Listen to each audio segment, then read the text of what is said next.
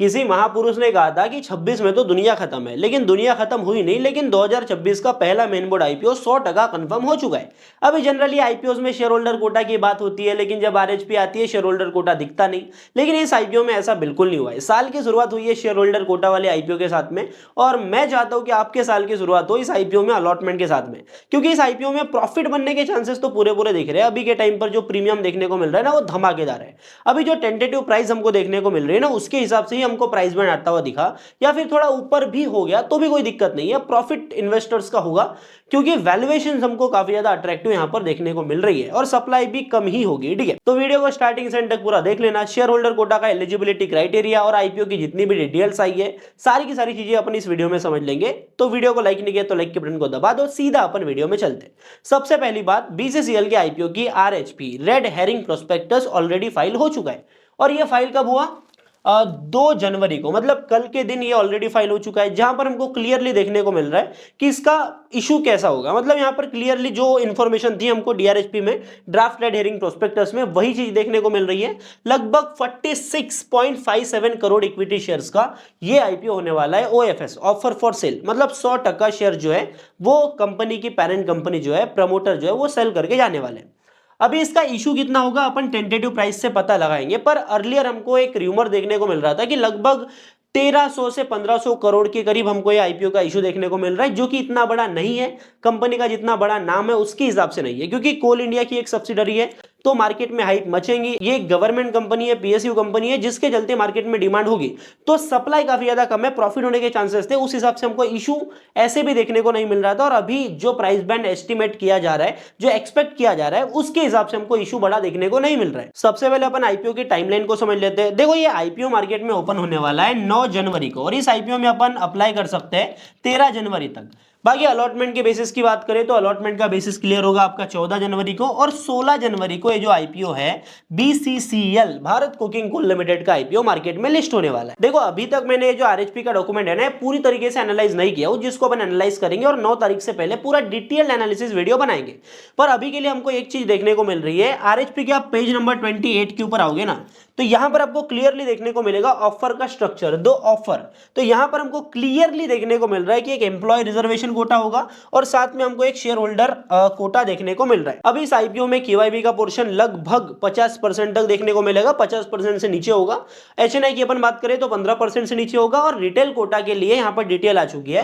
Retail Kota बताया जा रहा है लगभग 35% का। अभी जब आप आईपीओ में एम्प्लॉय कोटा के साथ में शेयर होल्डर कोटा भी लेकर के आ जाते हो ना, तो ये जो रिटेल कोटा है, जो कि 35% का बताया जाता है, इसके इशू को काट दिया जाता है। इसकी इंफॉर्मेशन हमको आने वाले टाइम में बाहर निकलती हुई दिखेंगी, लेकिन अभी के टाइम पर जो एस्टिमेट्स लगाए जा रहे हैं उसके हिसाब से जो शेयर होल्डर कोटा है वो लगभग हमको 10% का देखने को मिल सकता है। देखो, अभी सवाल ये भी बनता है कि इस आईपीओ में एक्चुअल में रिटेल कोटा में, शेयर होल्डर कोटा में कितने लोगों को अलॉटमेंट मिल सकता है, कुल मिला के रिटेल रिजर्व एप्लीकेशन हमको कितनी देखने को मिल रही है। अगर ये चीज हमको निकालना है तो सबसे पहले तो हमको आईपीओ का इशू समझना पड़ेगा, एक्चुअल में आईपीओ का इशू साइज कितना है, और वो चीज हमें पता चलता है आईपीओ के प्राइस बैंड से। देखो, 1500 करोड़ के करीब इसका इशू देखने को मिलेगा, ये चीज बोली जा रही थी, पर कहीं ना कहीं कंपनी अपने वैल्यूएशन को काटने वाली है, जिसके चलते मार्केट में अभी के टाइम पर जो र्यूमर्स देखने को मिल रहे हैं ना, जो टेंटेटिव प्राइस बैंड हमको देखने को मिल रहा है, वो देखने को मिल रहा है लगभग 22 से 23 रुपए पर शेयर का।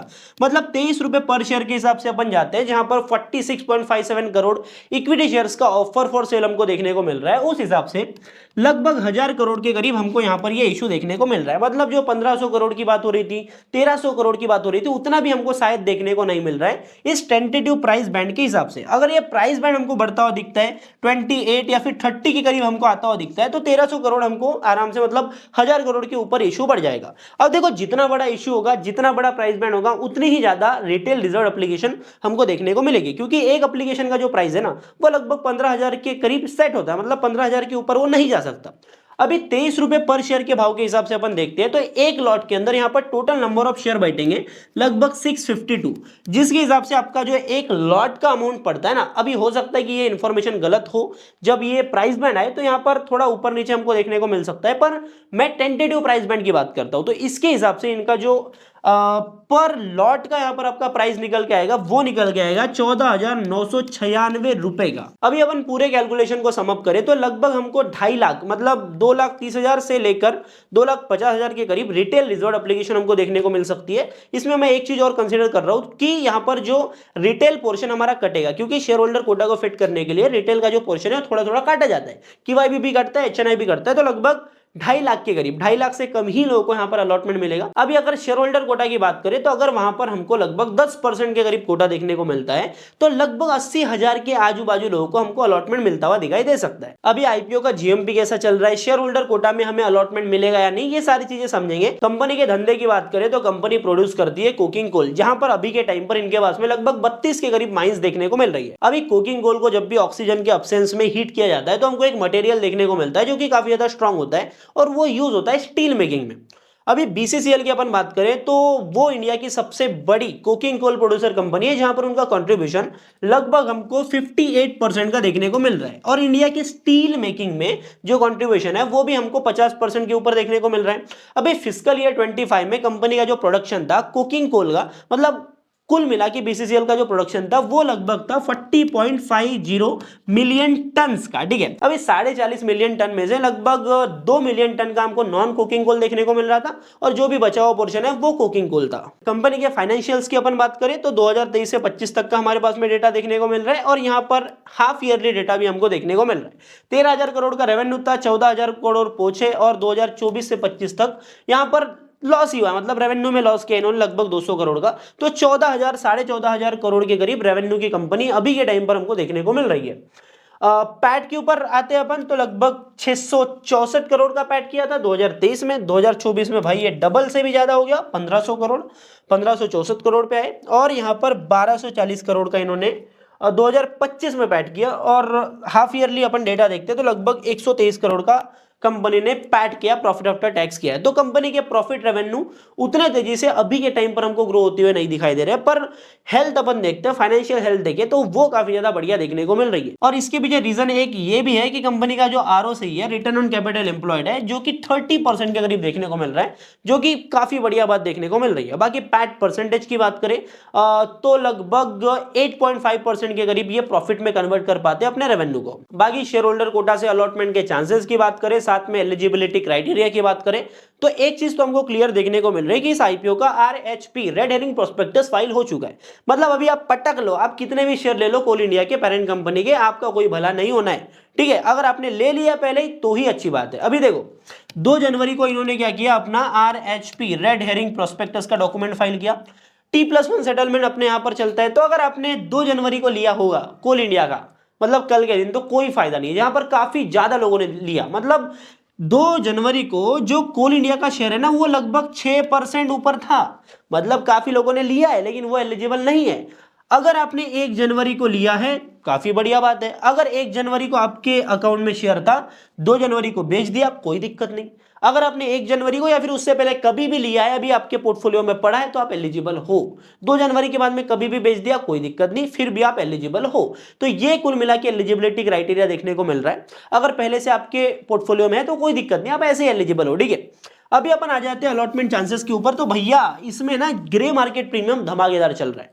जो प्राइस मैं आपको बता रहा था ना 22 से 23 रुपए का, हो सकता है कि ये प्राइस हमको ना देखने को मिले या फिर हो सकता है कि ये ही देखने को मिले, लेकिन अगर यही देखने को मिला तो लगभग 13.5 रुपीज का पर शेयर GMP हमको देखने को मिल रहा है। लगभग 60% के करीब हमको ग्रे मार्केट में प्रीमियम देखने को मिल रहा है।